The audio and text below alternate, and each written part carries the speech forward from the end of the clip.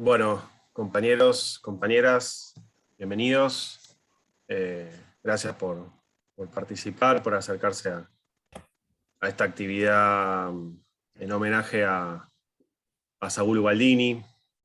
Hoy exactamente, un 19 de noviembre de 2006, se cumplen 15 años del fallecimiento del querido Saúl,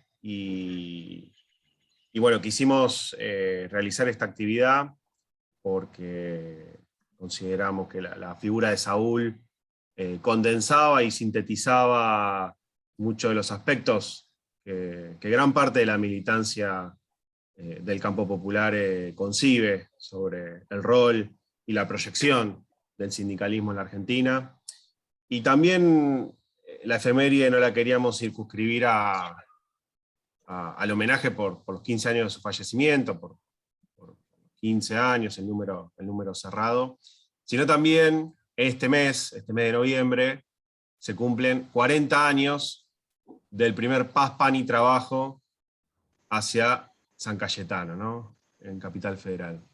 Y también nos parecía importantísimo vincularlo en esta actividad, en este homenaje, por obvias razones, ¿no? Del protagonismo central de Saúl como figura de liderazgo y de conducción, desde aquella comisión de los 25, convocando al Paz, Pan y Trabajo, hasta también, en algún punto, porque nosotros como Centro de Estudios para el Movimiento Obrero, como SEMO, constantemente buscamos profundizar, plantear los debates en términos históricos, en términos de revisión histórica de las experiencias del pueblo argentino, y siempre es importante revisitar la historia reciente, la historia de los últimos 40, 50 años, porque allí reside muchas de las explicaciones de la situación actual, de la realidad nacional y de cómo nos encontramos en la Argentina, ¿no? Y desde esa perspectiva histórica siempre nos parece sustancial poder comprender lo que fue la última dictadura cívico-militar, ¿no? Nos parece que ese es el gran punto de inflexión de la historia argentina, de esa historia reciente que recién marqué. Es el punto de inflexión que pasa de la Argentina industrialista, de la Argentina con altos salarios, con baja desocupación, con baja pobreza, con una estructura productiva y una estructura social sólida, con un sindicalismo absolutamente protagonista de las decisiones nacionales, a una Argentina que en los últimos 40 años ni por asomo ha logrado volver a los niveles de, por lo menos, de calidad de vida, de condiciones sociales y de estructura productiva. Seguimos teniendo el mismo PBI que aquellos años de mitad de la década del 70. Y en torno a esa comprensión de lo que fue el punto de inflexión de la última dictadura cívico-militar, es sustancial reflexionar cómo se logra recuperar la democracia, la salida de esa dictadura cívico-militar, ¿no? Y en esa línea nos parece siempre fundamental recuperar la experiencia de resistencia obrera, de resistencia de los trabajadores y las trabajadoras, de resistencia sindical a aquella dictadura salvaje y genocida, porque desde esa experiencia y desde esa perspectiva histórica, también vamos a encontrar la clave de cómo se recupera la democracia, cómo el pueblo recupera la democracia, y dónde está puesta la recuperación de la democracia en términos políticos y sociales, ¿no? Y ahí es indudable la figura de Saúl, ¿no? Porque la democracia, el pueblo argentino la recupera con una constante resistencia de los trabajadores y las trabajadoras, incluso desde los primeros meses de aquella dictadura genocida, ¿no? Lo veo a Carlos Minucci de APSE, y pienso, digo, en la resistencia de los trabajadores de SECBA, esos primeros años 76, 77, contra la ofensiva de la dictadura al convenio colectivo de SECBA y a las condiciones de trabajo, impactando en uno de los hechos más notorios de esa ofensiva de la dictadura, en la desaparición del secretario general de Luz y Fuerza Capital Federal, que era Smith, Y en ese sentido, digo, es importante recuperar las experiencias históricas de resistencia, y sin lugar a dudas, lo que fueron las jornadas del año 79, 81 y 82 son puntos fundamentales para ese camino de profundización en la resistencia, de desgaste, de debilidad de ese proceso dictatorial, y de acumulación del pueblo argentino para lograr imponer definitivamente en el año 83 la recuperación democrática y el llamado a las elecciones, ¿no? Bueno, digo, para mencionarlo, porque nos parece importante en este homenaje a Saúl, el año 79, en abril del 79, más específicamente el 27 de abril, se da el primer paro general contra la dictadura cívico-militar, ¿no? El primer paro general, y acá siempre también es importante aclarar, no es el primer paro sindical a la dictadura, ¿no? Y por eso mencioné, hubo innumerable cantidad de paros sectoriales, de paros de cuerpos delegados, de comisiones internas, de sindicatos, pero en el año 79 se da el primer paro general con una masividad realmente importante, específicamente en el cordón industrial, en el conurbano bonaerense, y generando obviamente que toda la primera plana de aquella comisión de los 25, que es la que conduce y la que lidera ese paro general, sea encarcelada, y prácticamente Saúl está preso desde el 27, bueno, unos días antes que lo meten preso, frente a una convocatoria del Ministerio de Trabajo, hasta el mes de julio es preso Saúl y otros compañeros de la Comisión de los 25. Esa es la primera avanzada de ese movimiento obrero resistente, con Saúl a la cabeza. Después el año 81, ¿no? Y acá quiero también detenerme. Si bien enfrentamientos, presencia, sin lugar a dudas, la presencia en la calle, en el espacio público, más relevante de aquellos años de resistencia es la de las madres de Plaza de Mayo, desde el año 77 en adelante, pero el año 81, el 7 de noviembre del 81, con la convocatoria de Paz, Pan y Trabajo, no es la primera presencia popular del pueblo manifestándose, resistiendo en la calle, sino que es la primera manifestación masiva en contra de la dictadura cívico-militar, ¿no? Acá hay otro punto también relevante, ¿no? Porque la presencia en la calle es fundamental, pero la presencia masiva, ese dato y cualitativo que le da la Organización Popular Argentina, es sustancial para torcer las correlaciones de fuerza, ¿no? Y es relevante ese Paz, Pan y Trabajo, porque es la primera movilización masiva contra la dictadura cívico-militar, ¿no? Hacia San Cayetano, aproximadamente entre 10 y 15.000 trabajadores y trabajadoras se movilizan aquel día. Y yo creo, otro punto, otra efeméride relevante, ya saliéndonos del mes de noviembre, sin lugar a dudas es el 30 de marzo de 1982, ¿no? Que el mismo Saúl, cuando le preguntan cuál de esas jornadas fue la más épica, y él siempre marca la del 30 de marzo del 82, porque claramente se engrandece, se ensancha en masividad con respecto a la de San Cayetano. Digo, es una multitud, y es una multitud no solo en la capital federal, y acá es un aspecto central también de la práctica y de la comprensión política de Saúl, adquiere una masividad a nivel federal, ¿no? Es la primera gran movilización contra la dictadura cívico-militar en todo el territorio nacional, ¿no? Con epicentro, por supuesto, en las grandes ciudades, en Capital Federal, en Córdoba, en Rosario, pero sin lugar a dudas tiene un carácter federal que justamente avanza en ese fortalecimiento del pueblo, del campo popular, en su confrontación con la dictadura. Después, bueno, se sucede, por supuesto, lo de Malvinas, innumerable cantidad de movilizaciones ya después de junio del 82 hasta fines del 83.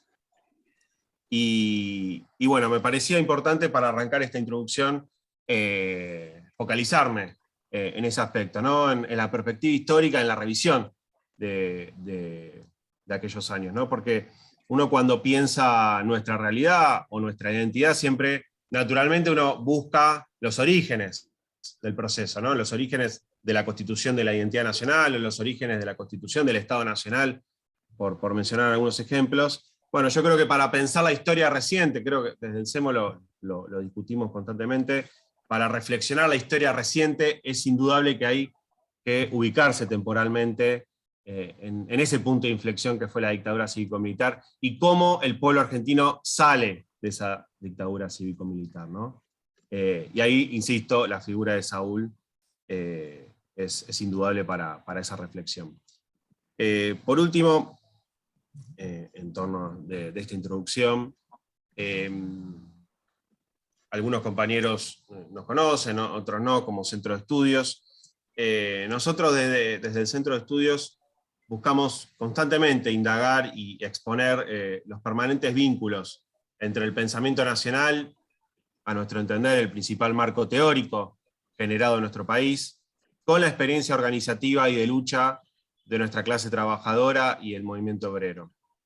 Movimiento obrero que desde la emergencia del peronismo a la actualidad claramente se forjó como el principal núcleo organizativo y de poder al interior del Frente Nacional, ¿no?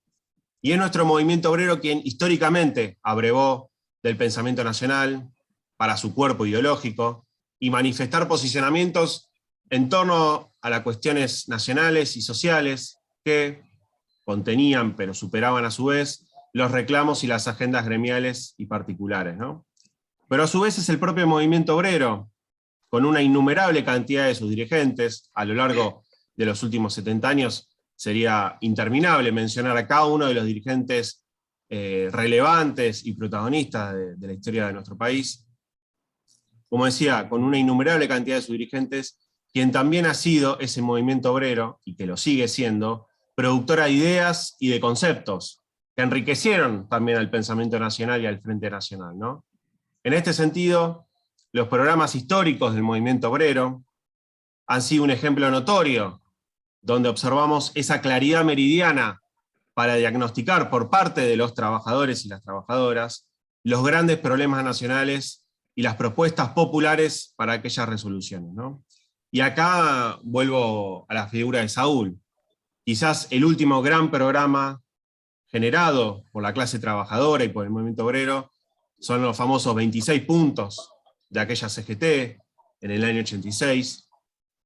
Y no es menor, ¿no? Y vuelvo a esta discusión de la historia reciente, los orígenes de esa historia reciente, no es menor que en esos 26 puntos, que abordan diferentes aspectos del abordaje nacional y popular para la liberación, es indudable que el primer punto de aquellos 26 hace hincapié en la deuda externa, ¿no?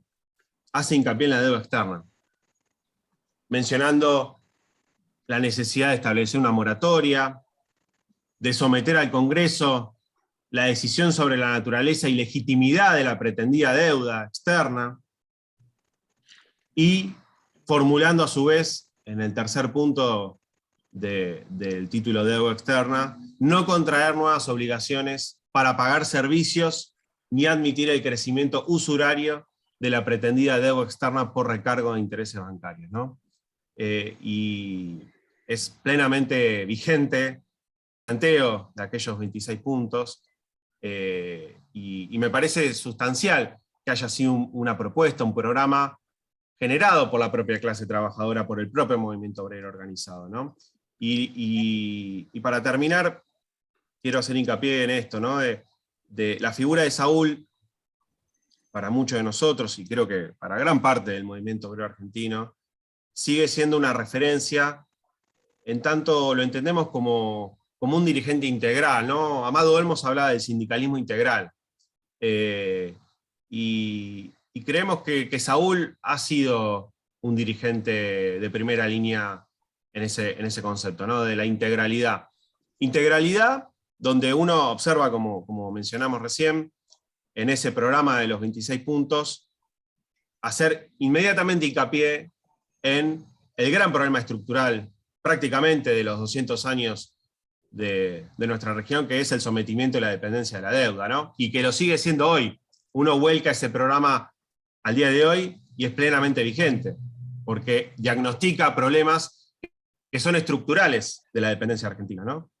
Pero a su vez, la experiencia de Saúl, ya como secretario general de la CGT, formalmente, con la normalización en el 86, también da cuenta de esa intención y de esa búsqueda de integralidad, que es el sindicalismo, como opción de poder y de participación y protagonismo del pueblo argentino, ensanchando al movimiento obrero, ¿no? Ese movimiento obrero que no estaba circunscripto únicamente a las organizaciones sindicales, sino que se pensaba y convocaba al conjunto del pueblo argentino, ¿no? Por fuera de las propias estructuras sindicales. Es muy importante el acercamiento de Saúl, menciona a Saúl por el homenaje y porque claramente era la referencia ineludible de aquella experiencia, el acercamiento de Saúl con los organismos de derechos humanos, es el primer secretario general de la CGT que participa de una de las marchas de las madres de Plaza de Mayo, incluso reformula el estatuto de la CGT para incluir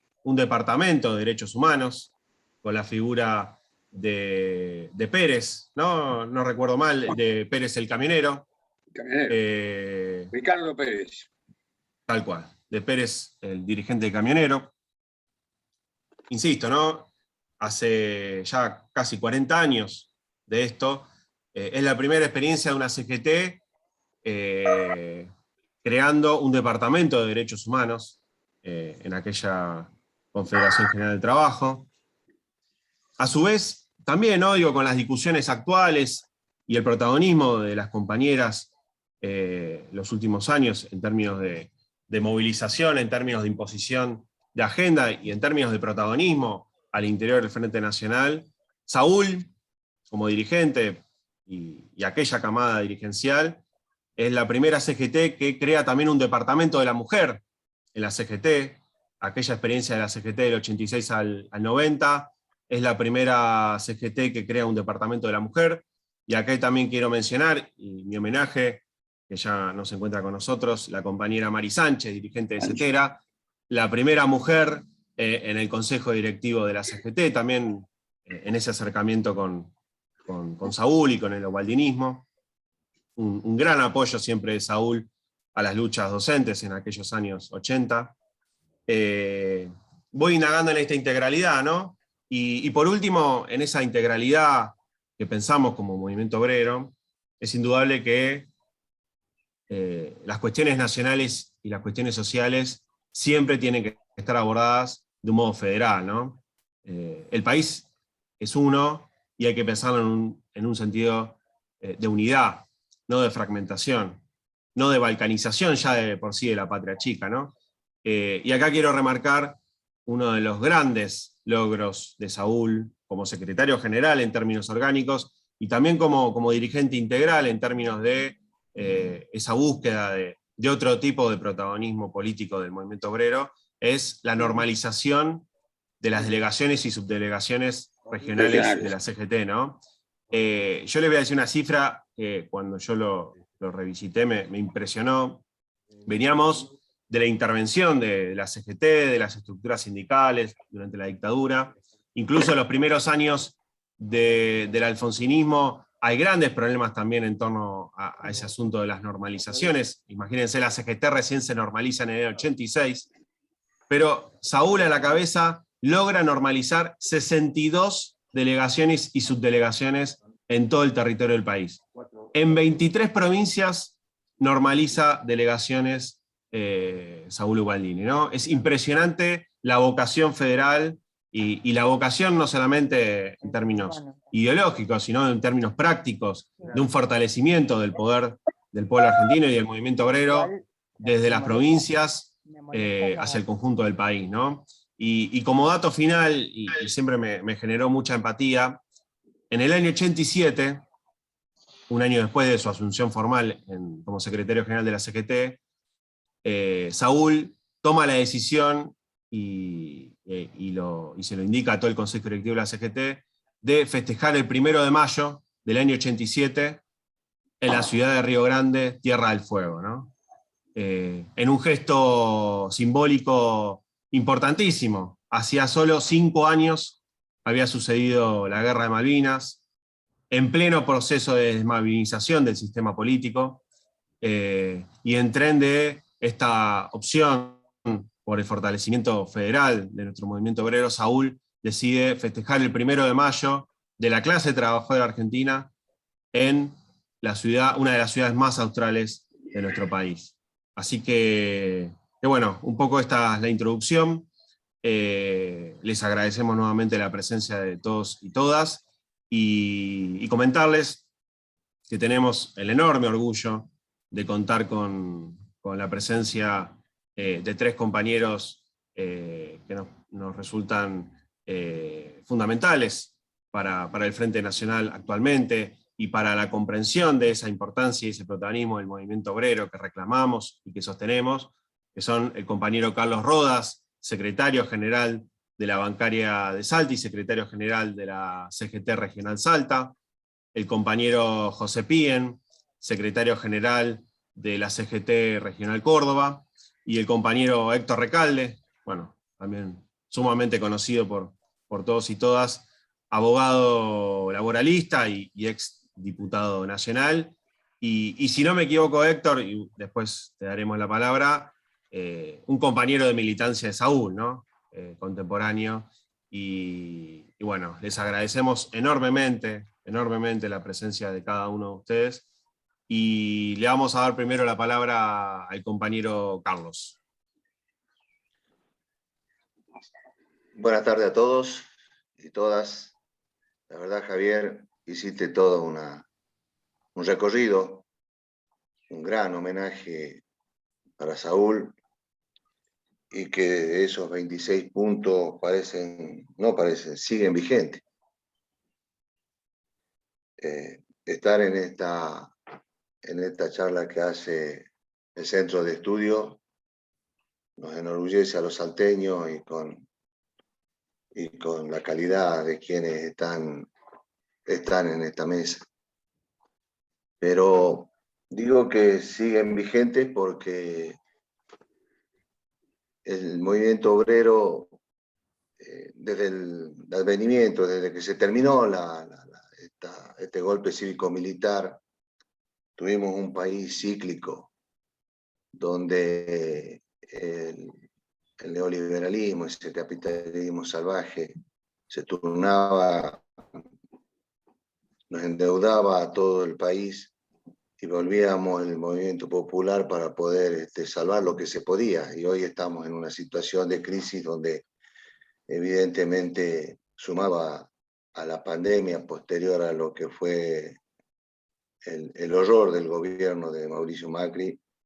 Tenemos una pandemia donde ha destruido el mundo en general, y las economías regionales, evidentemente, en nuestra Argentina, de la cual nosotros consideramos que este gran homenaje que ustedes hacen a Saúl, y hacemos todo, que es con sus 26 puntos, y nos mantenemos vigentes, porque en ello proponía un sistema bancario para el desarrollo y no para la especulación.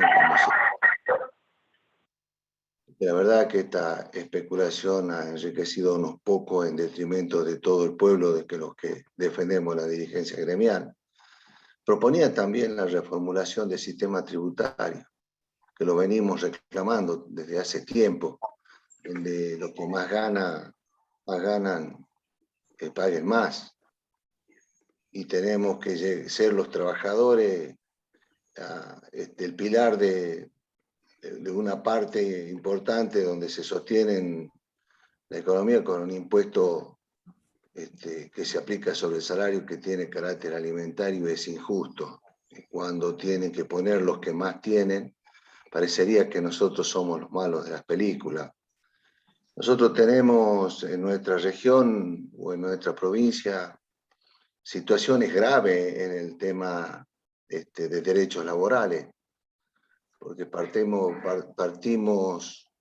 desde la decisión política que deben tener un gobierno para defender los derechos y la estabilidad, y buscar el equilibrio entre las patronales y los trabajadores, Y cuando una Secretaría de Trabajo no tiene esos medios o esa decisión política, entonces evidentemente empieza a torcerse el futuro de los trabajadores. Y hemos presentado una reforma del Código Procesal Laboral que tiene artículos y leyes que hacen 43 años que tienen su vigencia, con el daño que hace. Y en esto debo agradecer, y permítanme, a honorables compañeros que están, ya lo saludé al doctor Recalde porque fue y es importante en la lucha de los derechos. Como bancario hemos compartido congresos.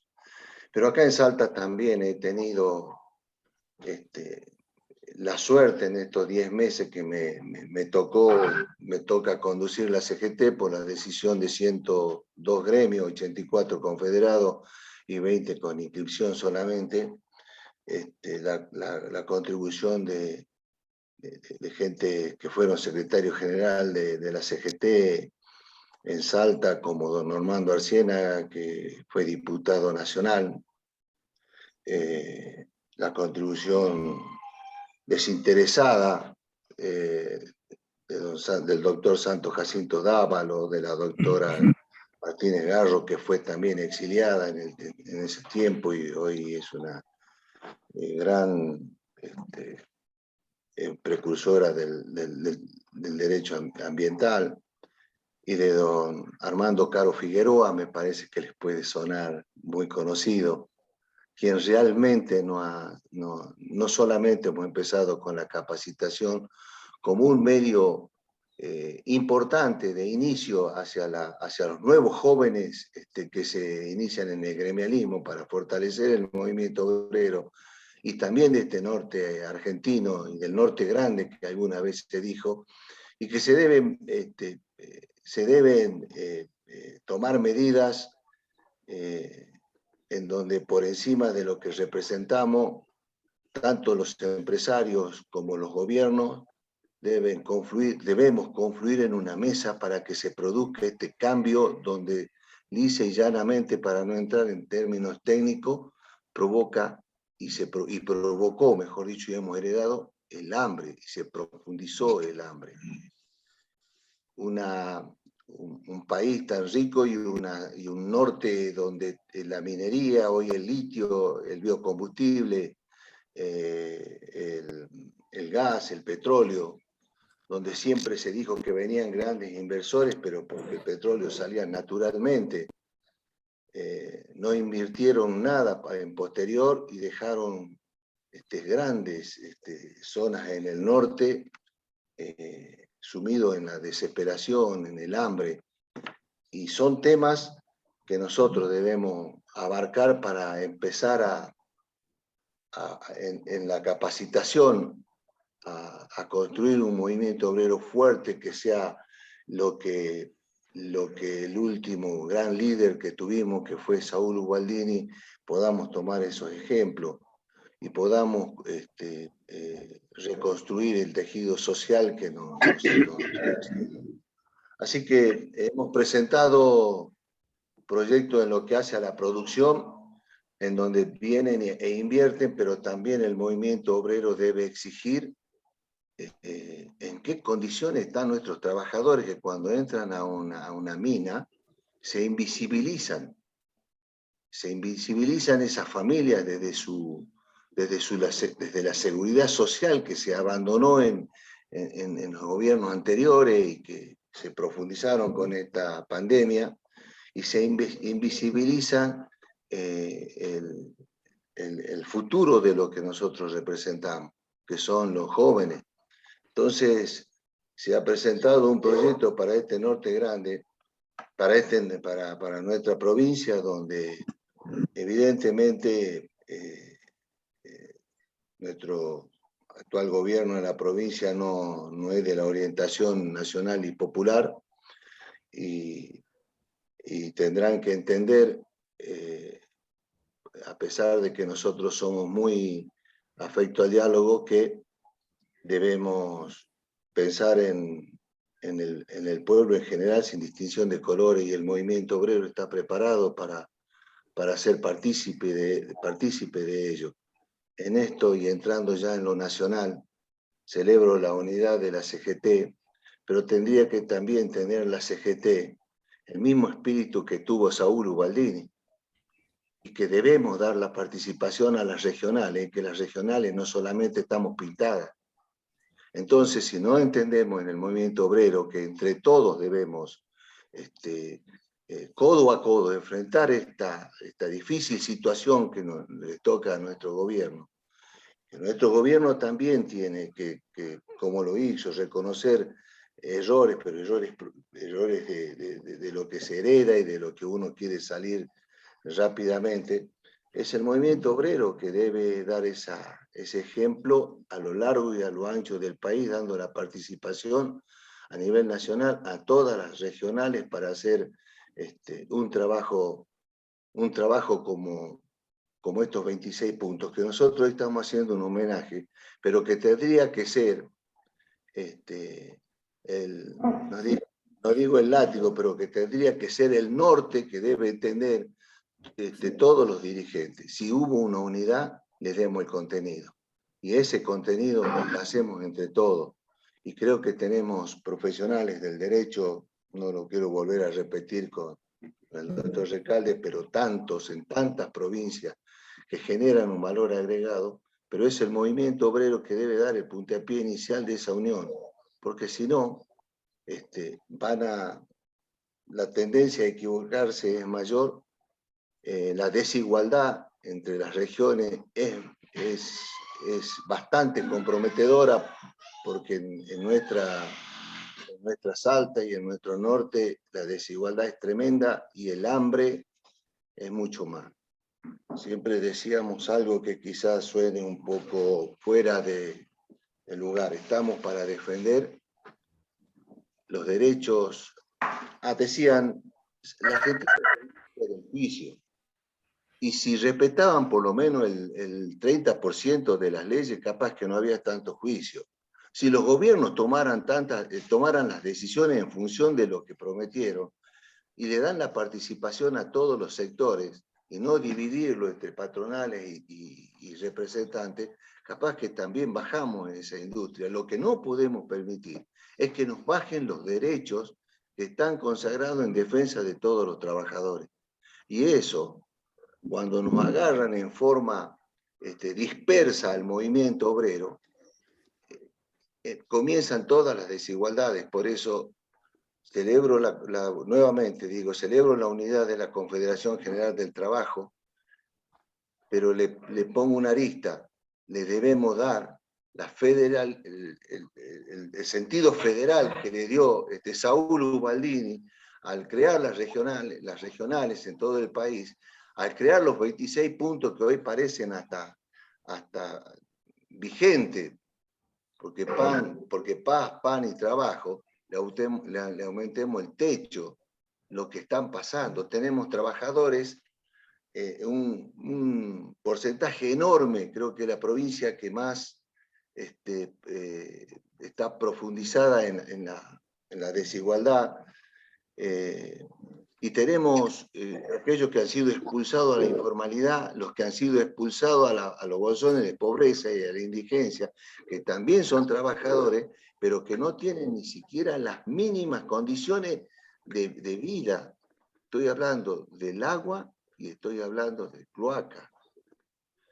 Entonces, el trabajo, aparte como dije al principio, de la capacitación, de la unidad, de los distintos proyectos, debe fundarse en empezar a trabajar en un proyecto de país, del movimiento obrero en general, con la participación de todos los sectores, donde empecemos a desandar desde la informalidad a la formalidad. Y esto es lo que se está haciendo y va a llevar mucho tiempo, pero depende también de quienes a nosotros hemos confiado, convoquen y nos convoquemos a través del centro de estudio a que se sale de esto entre todos, con una mesa tripartita que es gobiernos, empresarios o patronales, como lo quieran determinar, y el movimiento obrero. En el movimiento obrero, y no porque uno sea dirigente sindical, están los proyectos y las soluciones si verdaderamente son escuchados por encima de los intereses sectoriales o del bolsillo de algún iluminado. Por eso creemos, y les agradezco la participación, me siento honrado con el panel que tienen y estamos muy compenetrados en nuestra provincia y en unirnos en el Norte Grande para trabajar en lo que es la producción, que como dije hace rato, el litio, las minerías, etcétera, pero también el país tendría que fijarse que lo que se hizo en el Paraná Medio también sirve para la economía del Norte Grande, hacerlo en la cuenca del Bermejo. Sí, generará mucho dinero, sí, hay que ir de menor a mayor y hay que ir recuperando el tejido social. Pero creo que en el marco de la unidad y el ejemplo que a nivel nacional deben convocar a todas las regionales del país, empezamos a desandar un camino de recuperación de la dignidad del trabajo.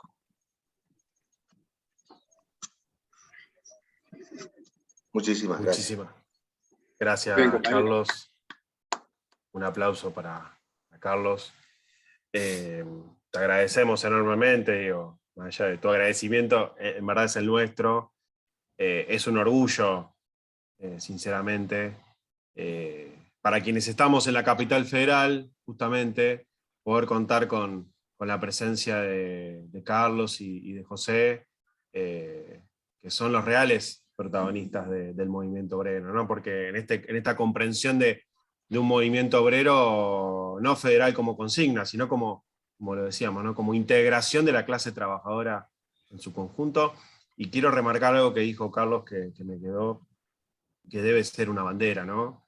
La solución de los problemas está en la voz y en la cabeza de los trabajadores y las trabajadoras, ¿no? No hay que indagar mucho más de lo que realmente está en la experiencia de trabajo, en el conocimiento de aquel trabajo y en las soluciones que formulan los trabajadores y las trabajadoras, ¿no?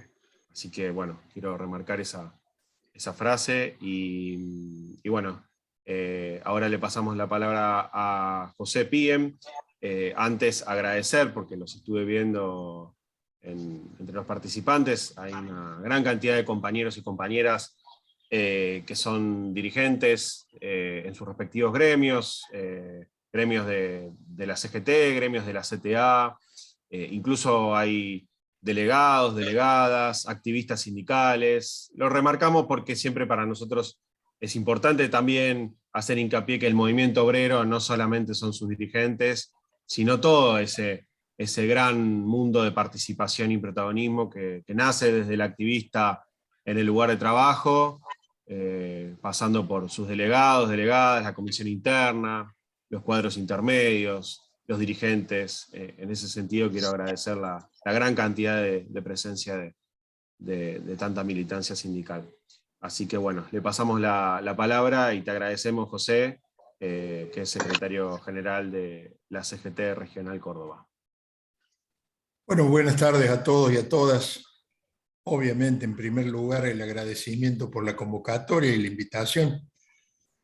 Cada vez que alguien convoca por la memoria, el recuerdo y la herencia de Saúl, nosotros tratamos de estar. Hace no mucho compartimos con el doctor Recalde, con Maggie, con algunos otros compañeros, si no me equivoco, el anteaño pasado en la CGT, una jornada en la que conmemoramos aquel primer paro contra la dictadura, el 27 de abril. Y hay cosas que siguen dando vuelta y hay cosas que se nos siguen planteando, ¿no? Entonces, yo...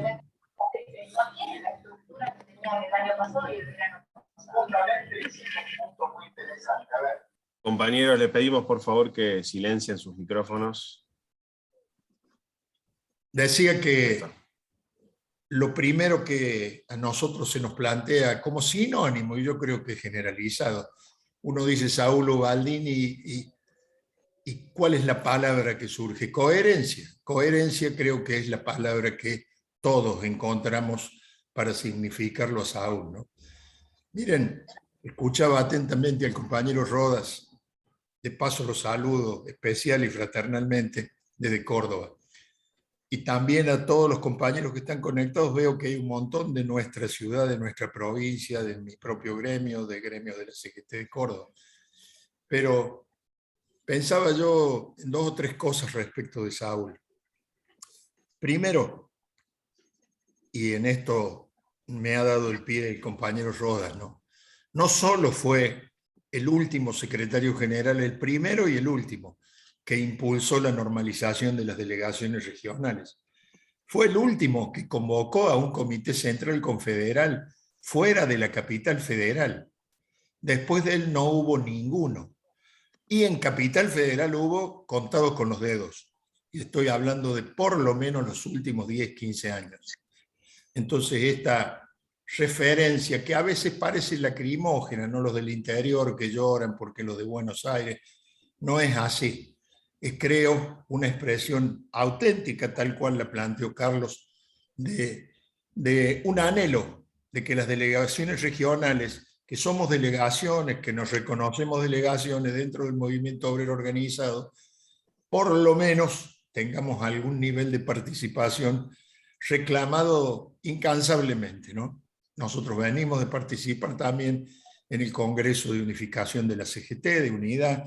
Nosotros lo celebramos, obviamente, pero esta demanda de que alguien alguna vez organice o impulse desde la conducción de la CGT nacional, participar, convocar a las delegaciones regionales, visitarlas, como reitero, hizo Saúl en aquel último confederal en Misiones. Entonces, yo tengo un recuerdo personal que lo voy a mechar allá por los años 89. Saúl vino a Córdoba, además vino a Villa María. Vino a Villa María y yo en ese tiempo todavía no dirigía mi gremio, era simplemente un delegado, un militante, y por ahí ejercía de pseudo periodista en un programa, en una FM. Y tuve la suerte de tener una conversación con Saúl, micrófono de por medio, grabador de por medio, ¿no es cierto? En donde volvió a insistir en las cosas que están planteadas en los 26 puntos y en los conceptos de federalismo que nosotros reclamamos siempre y que creo yo él fue el que los encarnó en serio. También me acuerdo de golpe que después de Saúl, el único secretario general de la CGT nacional que visitó Córdoba en funciones fue el compañero Smith, hace unos 3, 4 años atrás, en funciones cuando era triunviro, y nosotros conmemorábamos con una movilización masiva, impresionante en Córdoba, el Cordobazo, un nuevo aniversario del Cordobazo. Smith vino como secretario general, como triunviro y nos acompañó. Pero es la excepción, ¿no? De cualquier manera, yo no creo que se trate centralmente este encuentro de exponer las quejas que podemos tener las delegaciones regionales, aunque las tenemos y creo que son una realidad. Y me parece que son una realidad porque, como bien lo han ido señalando los compañeros, constituyen parte de las necesidades que la hora impone. Y en ese sentido, nosotros desde Córdoba tenemos un par de preocupaciones, además de las de todos los días, ¿no? Pero tuvimos una tuvimos una hace allá unos 5 años, en donde en la reflexión nos planteamos, nosotros nos decimos los representantes de todos los trabajadores, estoy hablando desde la CGT, y resulta ser que esta CGT y este movimiento obrero organizado son fruto de un modelo en donde había pleno empleo, en donde la desocupación no superó nunca el 3%, en donde la pobreza no había llegado jamás al 7, 8%. Y en ese esquema, de la mano de Perón, nació el movimiento o el modelo sindical argentino, se estructuró el modelo sindical argentino. Y de golpe nosotros en Córdoba un buen día, porque ya estaban algunos compañeros de lo que se llamó luego la economía popular haciéndose escuchar y reclamando concretamente ser reconocidos como trabajadores. Planteamos entonces, o se nos planteó este debate. Primero, bueno, somos dirigentes de todos los trabajadores en una situación, en un país en donde en aquel momento, recuerdo, el 40% de los trabajadores no estaba registrado. O sea que nosotros representábamos a lo sumo a la mitad, un poquito más de la mitad de los trabajadores organizados, regularizados, sindicalizados. Y había todo ese otro universo ajeno reclamando ser reconocidos como trabajadores. Bueno, nosotros hablamos mucho con ellos, hablamos mucho entre todos los gremios y dimos un primer paso, fue la primera regional del país en incorporar a los trabajadores de la economía popular dentro de la estructura de CGT. Y lo hicimos como un gesto, porque en la práctica mucho más no podíamos hacer tampoco como CGT, no podíamos resolver el problema de la precariedad, pero sí, por lo menos, abrir la estructura de la CGT, creamos una Secretaría de la Economía Popular, al frente de la cual pusimos a un dirigente sindical del gremio que lidia con la precariedad en forma permanente, no solo en Córdoba, sino en todo el país, como son los ladrilleros. Entonces, ese es uno de los temas que todavía al día de hoy, por ejemplo, la CGT Nacional no terminó de cerrar.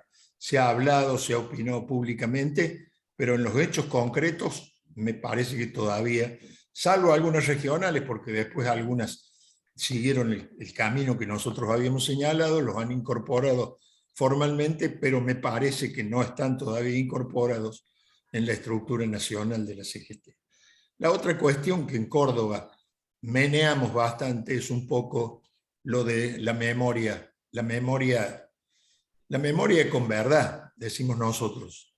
Y la verdad en muchas cosas es distinta a la de la historia, ¿no? Por eso, claro, que nos convoca cuando nos invitan a hablar de Saúl, obviamente que lo primero que surge es el tema de la memoria. En ese tema de la memoria nosotros hemos trabajado mucho. Alguien dijo informalmente antes de comenzar que en Córdoba, me parece que fue Matías, que en Córdoba había unas cuantas cosas hechas en función, me refiero a producción, libros, videos, hasta una ley que nosotros impulsamos en la legislatura, yo soy legislador provincial, incorporando la conmemoración del Cordobazo como el Día del Cordobazo y de las luchas populares e incorporando este temario a la currícula escolar de la escuela media y superior. Y eso lo hicimos en un contexto importante. O bien, en esta serie de recordaciones, conmemoraciones y recuperación, recuperar, por ejemplo, la memoria de un dirigente como Elpidio Torres. Terminamos antes de la pandemia, logramos inaugurar en pleno centro de Córdoba un busto, el primer busto de Elpidio Torres. Y a lo mejor vale una digresión. Todos sabemos que según la historia oficial, que obviamente no la hemos escrito ni los trabajadores ni el movimiento obrero, la escribieron otros desde otros ámbitos. Nos dice en el caso del Cordobazo, que por supuesto a nosotros nos toca directamente, que un día un gran dirigente, porque fue un gran dirigente, Agustín Tosco, se despertó resfriado, estornudo y salió el Cordobazo. Esta es la versión impuesta, por lo menos en Córdoba y creo nacionalmente, porque he leído unas cuantas cosas también. Y la verdad histórica es absolutamente distinta. Tosco participó, y participó activamente, y participó bien, y formó parte de lo que se llamó la mesa de tres patas, en donde Elpidio Torres, en donde el que fue vicegobernador luego, Atilio López de Uta, y el propio Agustín Tosco, con su vinculación con los estudiantes, coordinaron aquella jornada. Pero esa jornada surgió del debate y del compromiso de todos los dirigentes sindicales. Había dos CGT en Córdoba en ese momento, y las dos CGT acordaron este plan, acordaron esta jornada, acordaron los detalles y pusieron a estas tres figuras, pues son verdaderamente figuras, en la tarea de coordinar aquella jornada. Pero sin duda el trascendente o los trascendentes de esa jornada fueron primero Elpidio Torres, del cual el propio Agustín Tosco dijo: si no hubiera habido Esmata y si no hubiera habido Torres, no hubiera habido Cordobazo, porque era el único que podía, como lo hizo, poner 10.000 trabajadores saliendo de las fábricas automotrices de Santa Isabel a pie hasta el centro.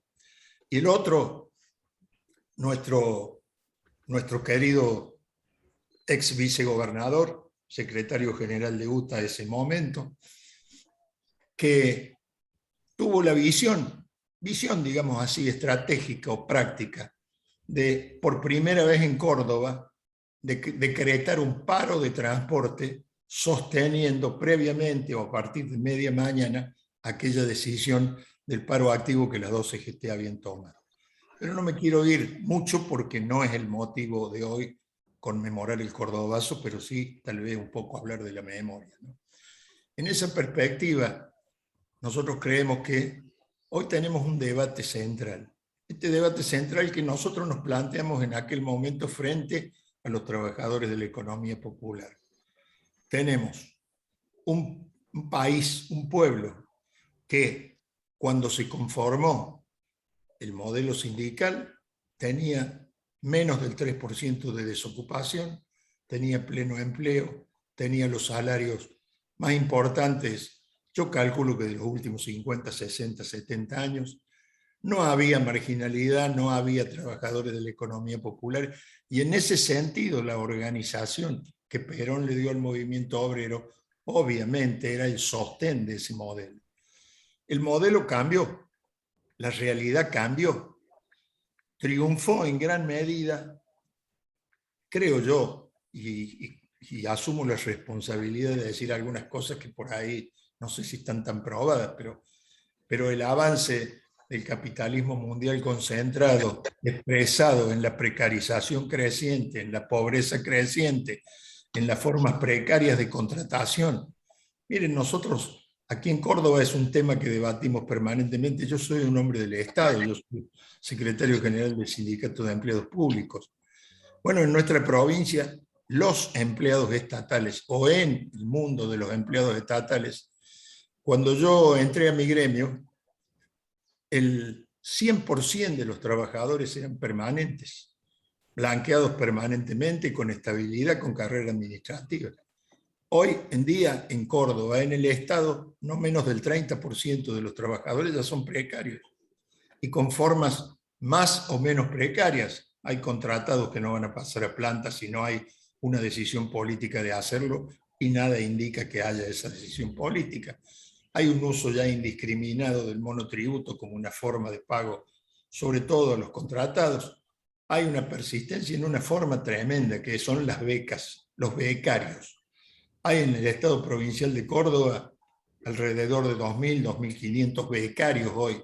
Los becarios trabajan la jornada, a algunos como concesión les dicen solo 4 horas, y cobran entre 10 y 12 mil pesos, no tienen obra social, no tienen jubilación, no tienen vacaciones, no tienen nada, y están trabajando, efectivamente. Y la peor de las formas precarias está en crecimiento en este momento, es la del voluntariado. Estoy hablando del Estado provincial, ¿no? La del voluntariado. Uno, cuando le dicen hay voluntarios trabajando, uno dice qué bien, qué altruista, qué importante, qué generoso, va voluntariamente a prestar el servicio. Y cuando uno se arrima, por ejemplo, en algún hospital de nuestra provincia, y le pregunta a un voluntario: ¿por qué estás trabajando? ¿Te impulsa? No, lo único que me impulsa es que me han prometido que algún día me van a dar un contrato, probablemente. Entonces ya roza la forma hasta de la extorsión, de formas precarias, ¿no? Formas precarias que yo no sé la realidad del resto del país, un poco la conozco en las 10 provincias que conforman nuestra federación, que es la Federación Argentina de Trabajadores Estatales Provinciales, gremios provinciales de empleados públicos que estamos en esta federación y que muestran una realidad en la mayoría de los casos peor que la de nuestra propia provincia. Pero digo todo esto y esta descripción de la realidad, y no quiero perder de vista lo de Saúl y la coherencia.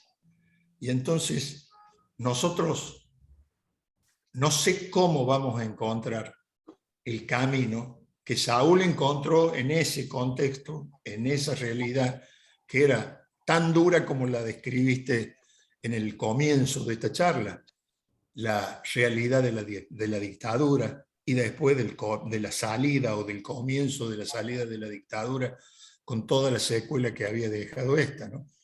Entonces a mí me parece que lo mejor que podemos hacer hablando de Saúl es recordarlo en primer lugar, homenajearlo en segundo lugar.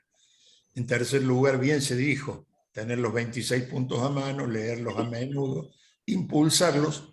Más de una vez cuando nosotros hemos hablado de los programas de La Falda, de Huerta Grande, de los 26 puntos, por ahí nos miran como diciendo, estos son marcianos realmente.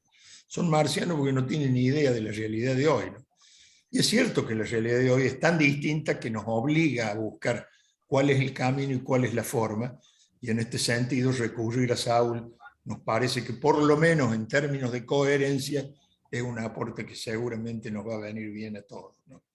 Entonces, no quiero irme mucho más allá, sino decir que este contexto actual para nosotros es un desafío tremendo y nos cuesta ser optimistas, aunque tenemos la obligación de ser optimistas y de pensar que va a ser capaz el movimiento nacional, que va a ser capaz el modelo sindical argentino con este primer paso de la unidad en el Congreso de la semana pasada, que va a ser capaz en el legado, en el espíritu que legó Saúl, de encontrar un camino que dé respuestas, porque mientras tanto nosotros tenemos más del 50% de pobreza, tenemos el 40 y pico por ciento de informalidad, y lo único que trae eso es lo que bien describió el compañero Carlos Roda: pobreza, marginalidad, exclusión, salarios de trabajadores formales que están lejos por debajo de la línea de pobreza.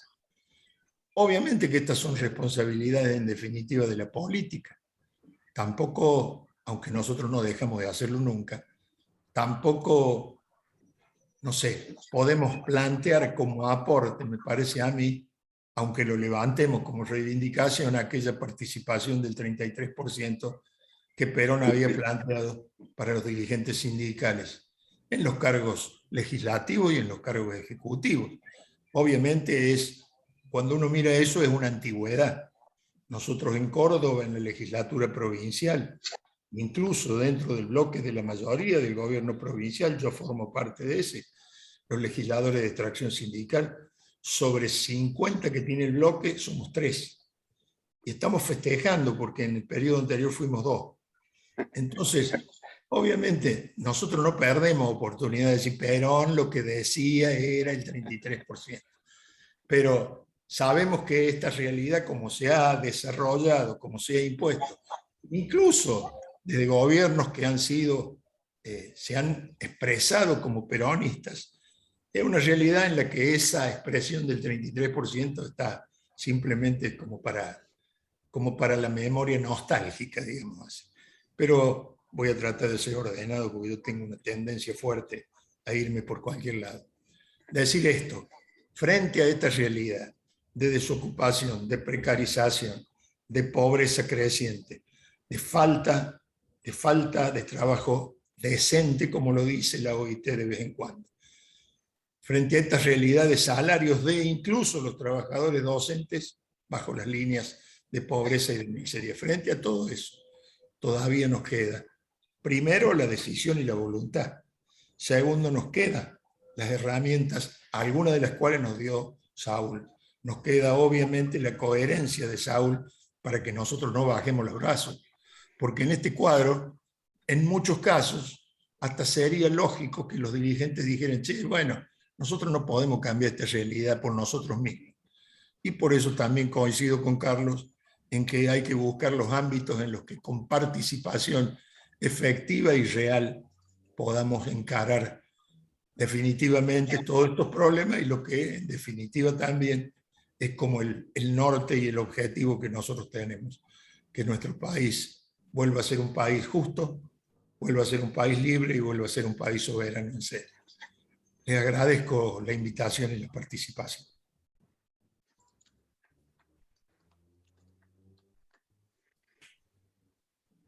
Muchísimas gracias, José. Un lujo, la verdad, que estés presente acá y como decía Matías, compañero también del Centro de Estudios, ustedes no hace poco, sino ya hace muchísimos años vienen trabajando muy fuertemente la memoria y el análisis de esta perspectiva histórica de lo que es el protagonismo del movimiento obrero, así que te agradecemos no solo por tu participación y tus grandísimas palabras, sino por también esa obra colectiva del movimiento obrero cordobés, que ya es para todos y todas, ¿no? Por lo menos nosotros siempre desde el CEMO nos ocupamos de compartirla, de socializarla, de hacerla llegar a los compañeros delegados y delegadas de innumerable cantidad de sindicatos, así que te agradecemos por eso también. Y quería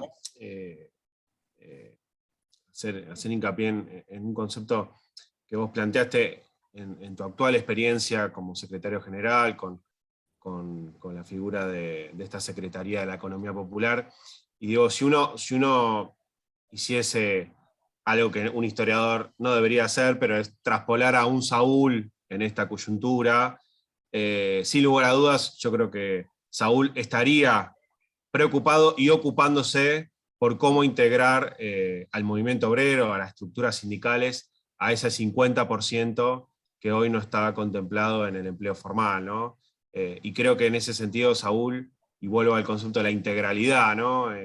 Y a la unidad, Saúl siempre tuvo muy claro y trabajó en torno a eso, a más allá de las afectaciones impuestas por ese capitalismo salvaje que vos mencionabas, José, levantar la bandera de la unidad de la clase, ¿no? Y en ese sentido yo creo que un Saúl hoy estaría preocupado y ocupado en torno a cómo integrar y darle esa síntesis de unidad al conjunto de la clase trabajadora, más allá de las formas contractuales, productivas, económicas, etcétera, ¿no? Y ahí creo que rescato una frase del general Perón, ¿no? Que decía: para hacer política se necesitan dos virtudes, sensibilidad e imaginación.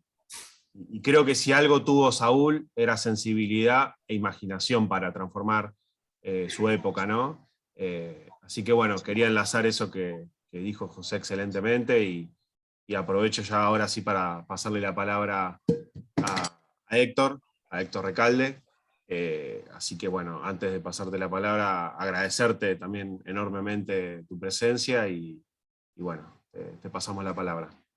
No, gracias Javier, gracias doble, porque recordar a Saúl Baldini me parece a mí una actitud loable y un reconocimiento muy justo a quien fue un luchador coherente, incansable, de todas las causas populares, no solamente los trabajadores. Estoy seguro que ya hay alguna intención en la CGT de admitir la presencia orgánica de los sectores de la economía popular dentro de la CGT. Esto hay que ver. Creo que más tarde o más temprano se va a lograr, porque con la realidad lo único que no se puede hacer es desconocerla. Y esta es una realidad de representación ganada en las luchas populares, y por eso la necesidad de nuclear. La verdad, fueron tan ricas las exposiciones. Yo tomo nota como un buen alumno de todo lo que han dicho los compañeros recién, y lo único que les agradezco es que me hayan robado mucha parte de lo que yo quería decir, pero bueno, ellos lo dijeron con mayor claridad de la que yo podía poner, así que muchas gracias tanto a Javier como a Rodas como a Pien. De Pien le quiero decir que envidio mucho el cuadro de Evita que tiene a sus espaldas, porque es un hermoso cuadro. Por lo menos que me mande una foto de ese cuadro, porque yo lo conocí bastante al general Perón, pero no la conocí, no tuve trato personal con la compañera Evita. Y eso es una falencia que tendría que criticar a mis padres por no haberme hecho nacer un poco antes, ¿no es cierto? Pero bueno, esto forma parte de la anécdota de las aspiraciones que uno tiene y no logra. Y yo estaba pensando las veces que discutimos sobre el modelo sindical, la diferenciación que había entre los compañeros de la CTA y los compañeros de la CGT. ¿Quién habla hoy del modelo sindical? Nadie habla del modelo sindical. Las elecciones regionales, si hubo algo que fue el mayor apoyo que tuvo Saúl porque de él tenemos que hablar ahora, fueron las delegaciones regionales. Pero esto lo sé íntimamente, por haber trabajado pegado a Saúl. Y la verdad que tengo tantos recuerdos de él que se agolpan en la garganta para tratar de traducirlo, ¿no es cierto? Nosotros trabajamos prácticamente de sol a sol en la CGT, y de lunes a sábado. Los domingos teníamos libre, a veces. Y los sábados era tan grato, porque no había visita, no había compañeros dirigentes que vinieran, y trabajamos con un compañero periodista, Fernando García de la Torre, García de la Costa, en lo que se llamó el comunicado de los sábados, que hacía Saúl Ubaldini en la CGT, y pedíamos la comida en un boliche que estaba a media cuadra, pero era el sabor que tenía esa comida. No hay nada como el sabor político en un bife o en una tortilla como la que comíamos en ese momento, la papa frita que venía media fría a veces, ¿no?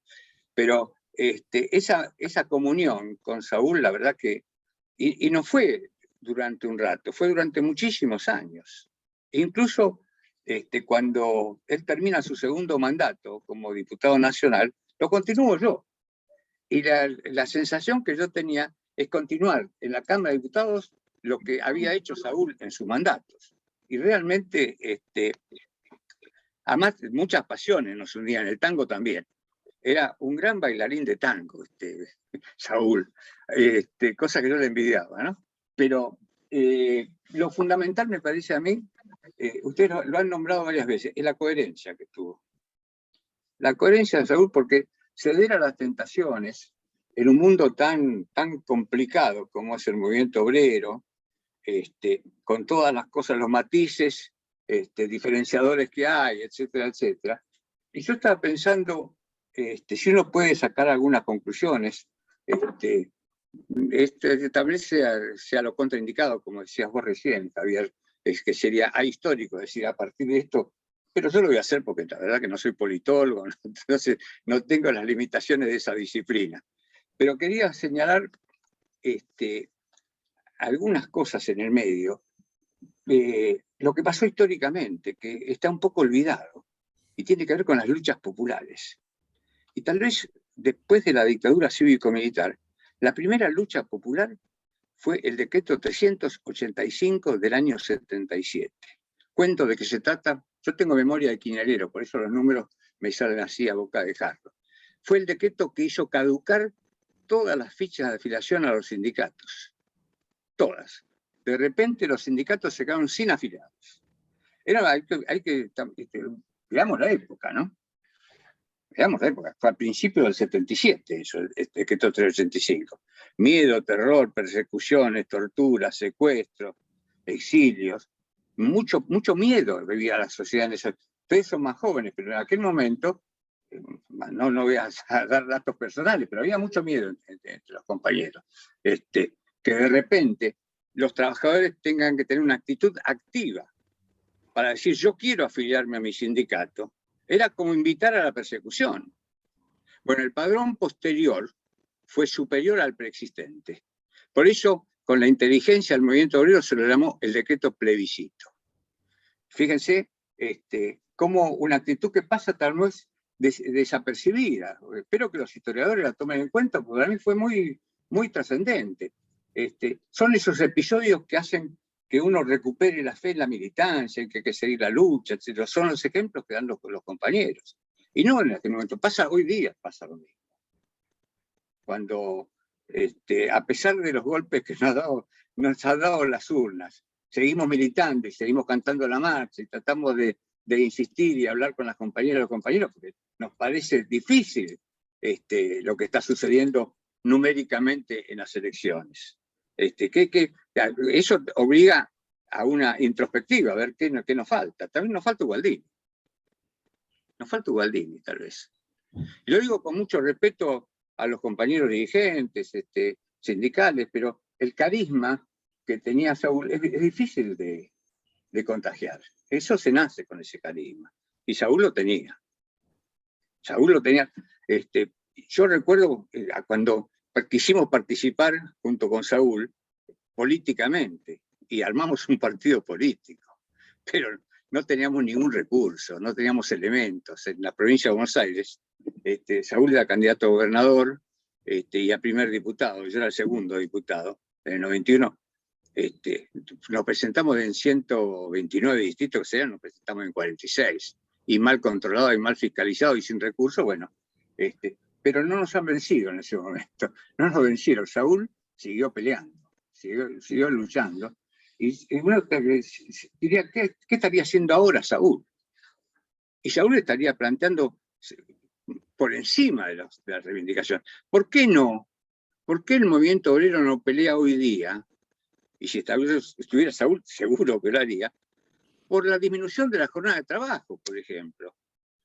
¿Y por qué no leen la Constitución Nacional los compañeros y ven que hay unos derechos que están impregnados en la Constitución y que no existen en la realidad, con alguna pequeña excepción en el gremio bancario y en el neumático, pero son ejemplos muy, muy pequeños, que es la participación de los trabajadores en la ganancia de las empresas?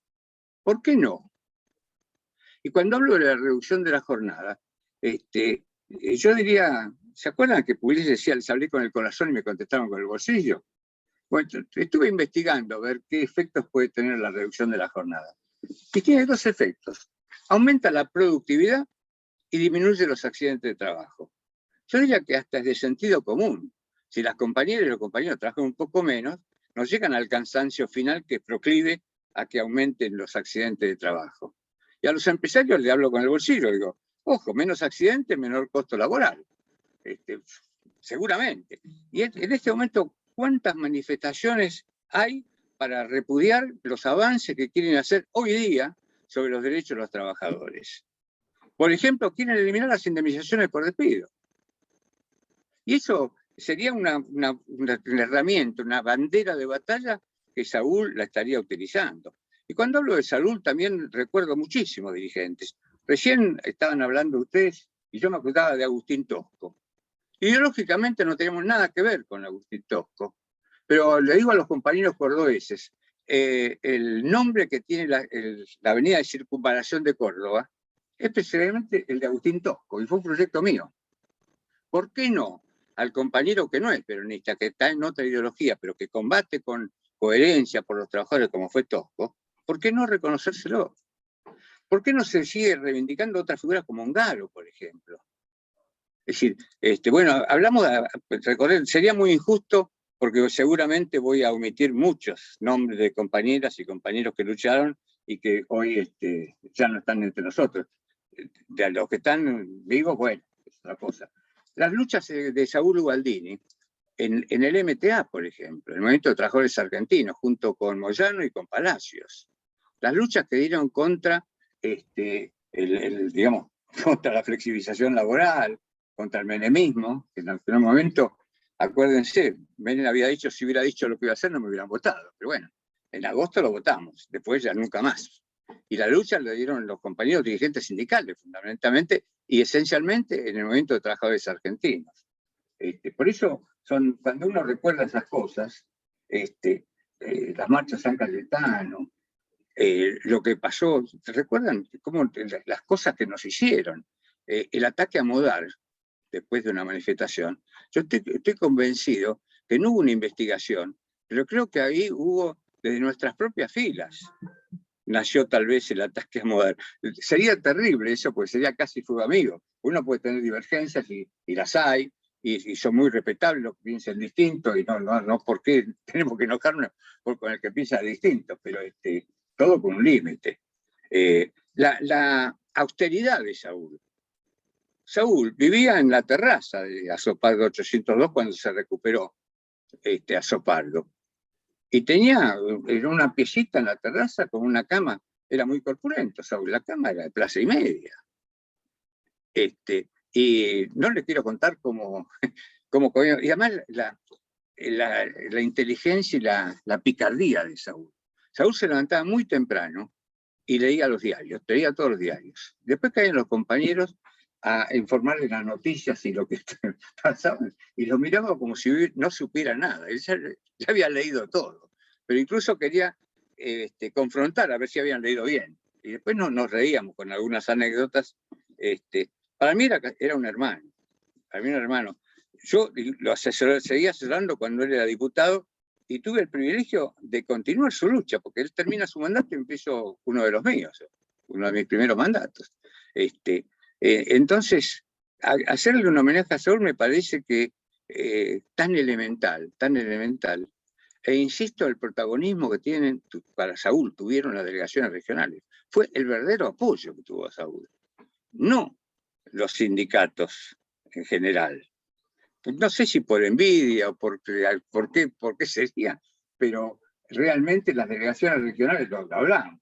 Era su punto de apoyo, y lo digo así públicamente, no tengo empacho, no se lo voy a ocultar a nadie. Pero yo recuerdo que cuando lo dijeron porque era el pibe. ¿Se acuerdan que le decían el pibe? El jovencito. Pensaban que era manejable, calculo yo. Bueno, la sorpresa que tuvieron con Saúl. No era un pibe. Era un hombre muy formado, con mucha información, mucha formación, coherencia y militancia y austeridad. Sobre todo austeridad. Es decir, fíjense, a ver si le encuentran una cuenta en el offshore a Saúl. Pero que llegaba a fin de mes, gracias a Dios, digamos, ¿no? Esta es la realidad. Pero hay tantas cosas que yo quisiera comentar, lo que se sufrió también en su momento, porque hubo también, no digo persecución, pero sí un aislamiento de Saúl. Saúl molestaba. Saúl a cierta clase de la dirigencia sindical le molestaba. Era muy difícil empatarlo en el carisma, en el apoyo natural que tenía de los trabajadores, y y esto realmente provocó retrocesos en estas luchas que se dieron y se tienen que seguir dando. Uno tendría que ser también autocrítica, porque fíjense que todavía estamos hablando mucho de la dictadura cívico-militar, y hay 20 leyes nacidas en la dictadura que todavía están vigentes. Lo digo como autocrítica, a 12 años fui diputado. Y no porque no haya presentado proyectos, obviamente presenté proyectos. Pero nunca pude llegar a ver por qué pasó. Como dice el bolero, ¿qué nos sucede de vida? Que todavía tenemos esa mácula en nuestra legislación. Y bueno, pero eso existe, eso está. Y son, digamos, tareas para el hogar, diría mi maestra, ¿no? Así que no quiero seguir abundando, porque la verdad quiero también honrar a dos compañeros fallecidos, abogados, los doctores Baldovino y Siniscalchi, que junto con otros compañeros abogados, la verdad que fuimos un apoyo muy importante para Saúl, sobre todo por la buena relación que teníamos entre nosotros y la confianza que Ubaldini nos depositaba. Yo recuerdo, estábamos reunidos el día de las elecciones, ya que perdimos en el 91, que yo estaba esperando los cálculos que mandaban desde las mesas, y él estaba reunido en la oficina ahí en Azopardo, y yo abro la puerta, lo miro y me hace un gesto de ¿qué pasó? Y le hice el pulgar para abajo. Y fue una de las cosas más tristes que me pasó decirle, compañero, perdimos. Pero ahora podría decir, no nos han vencido. Porque la continuidad de la lucha de los compañeros dirigentes sindicales y del pueblo en general es una especie de homenaje a Saúl, porque fue realmente un luchador del pueblo argentino a quien permanentemente teníamos que reconocerlo y hacerle homenaje todos los días. Así que la verdad, compañeros, no quiero aburrirlos más. Mártires tuvimos muchos, y sería injusto que nombrar a algunos y no a todos. Así que con un homenaje a todos ellos también, les agradezco que me hayan invitado y que me hayan pedido balbucear. La emoción es grande, ¿eh? A los veteranos no pasa eso, ¿eh? Nos emocionamos. Bueno, muchas gracias.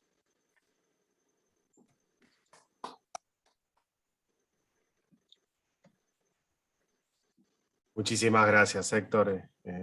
La verdad que riquísima las anécdotas y las historias que lo muestran de cuerpo y corazón, lo que fue Saúl, ¿no? Digo, para los que somos de otra generación, un poco nos pasa como con el Diego, ¿no? Capaz no lo vimos en su plenitud, pero queda esa esa identificación de una figura trascendental y donde todos los dirigentes, los compañeros, las compañeras, es unánime la identificación con la figura de Saúl, el reconocimiento, la empatía.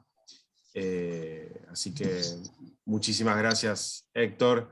Quería, para ir ya cerrando esta hermosísima actividad, en homenaje a, como diría Norberto Galazo, ¿no? A un maldito, ¿no? A un maldito de nuestra historia, como creemos muchos y muchas que esa cantidad gigante de mártires que dijo Héctor, siguen siendo aún al día de hoy malditos para nuestra historia, incluso para la historia del campo popular, siguen siendo malditos, como dijo José con respecto al Pidio, ¿no? Incluso a veces son invisibilizados al interior del campo popular y es responsabilidad nuestra visibilizarlos, ¿no?